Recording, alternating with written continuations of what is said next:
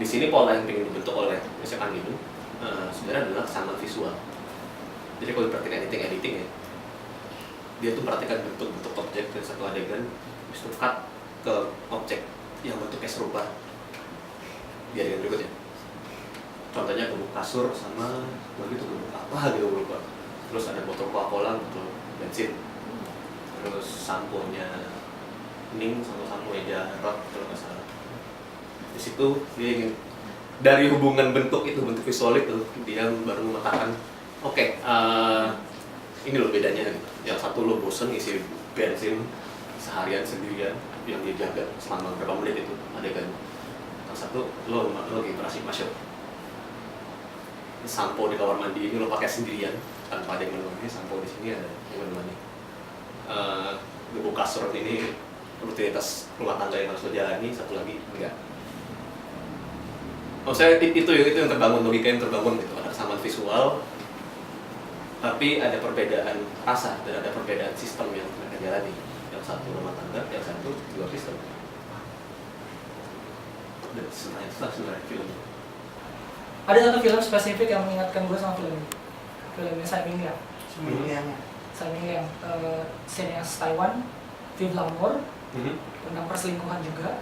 Tapi Tsai Ming-liang lebih ekstrim, dia bisa taruh long take dalam 8 menit, 11 menit. Karena tujuan dia jelas, dia hidup di daerah urban dan Taiwan itu sampai sekarang status politisnya nggak jelas kan. Apakah dia masuk ke RRC, apakah dia masuk ke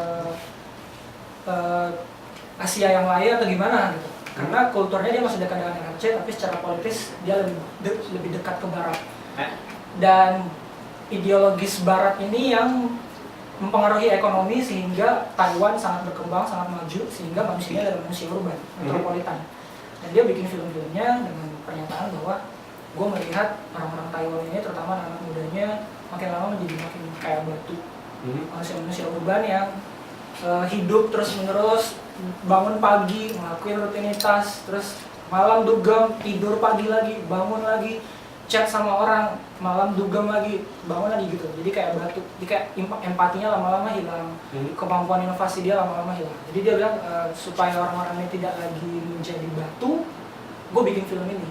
Semoga lewat film ini buat mereka bisa melihat, mereka bisa bercermin. Dan gue menangkap nggak cuma Vive l'Amour, tapi Vive l'Amour secara tematik sangat dekat dengan film ini. Nah, ini yang selalu ribet kali kita cuma membandingkan perbedaan gaya visual dari satu budaya film menjauh di sana dengan budaya film di sini.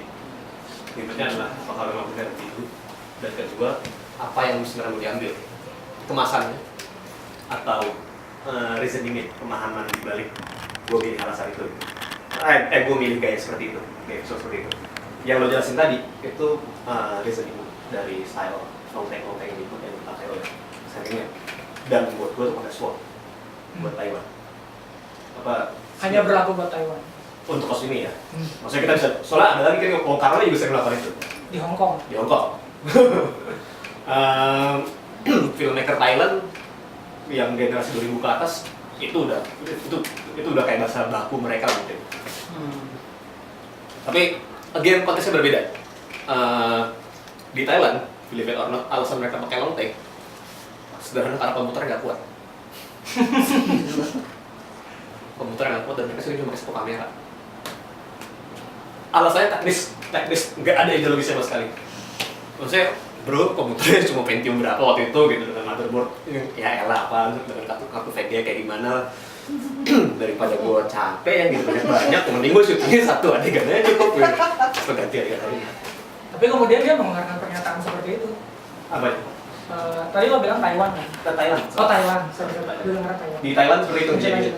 Walaupun kemudian ada yang bacanya, oh cocok sama Taiwannya, oke, fine. Gitu. Nah, gue nggak tahu kalau Abi alasannya stainless itu atau enggak. Cuma kalau yang dibaca kemudian untuk film ini, untuk bagian long take sebenarnya gue sama sekali nggak ada komplain. Komplain gue murni linear dan linear. Untuk long take, malah buatnya dia masuk akal sih long take. Karena seperti yang, makanya aku tertanggung pernyataan Mas tadi karena buatku Mas udah jelasin esensi filmnya gitu. Long take di sini benar sebagai seperti yang kita rasakan, bosan. Untuk menunjukkan bosan itu terpohong dalam sistem. Dan pertimbangkan juga itu Jogja yang punya pemahaman waktu yang berbeda pada dasarnya. Hmm. Kita sama-sama masih WIB untuk Indonesia Barat, cuma kita memahami waktu di Jakarta itu berdasarkan unit. Ini sejam lagi mau nyampe gitu, sementara Jogja kan enggak.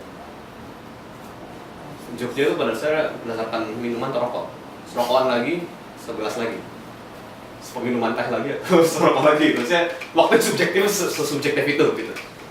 Tapi kalau dalam film ini kan kemudian yang ditarik sebenarnya, nah Jogjanya mungkin jadi kelihatan, cuma dikaitkan ke masalah pernikahan gitu dan masalah perselingkuhan gitu. Yang satu bosannya minta ampun itu tahanin dulu situ supaya lo ngerasain se-stuck itu menikah seperti film keren dalam film ini ya gitu, se-stuck itu menikah gitu. Dijaga tanpa ada pergerakan sama sekali, udah doang yang lo lihat. Sementara di perselingkuhannya jauh lebih banyak takdirkan ya kan.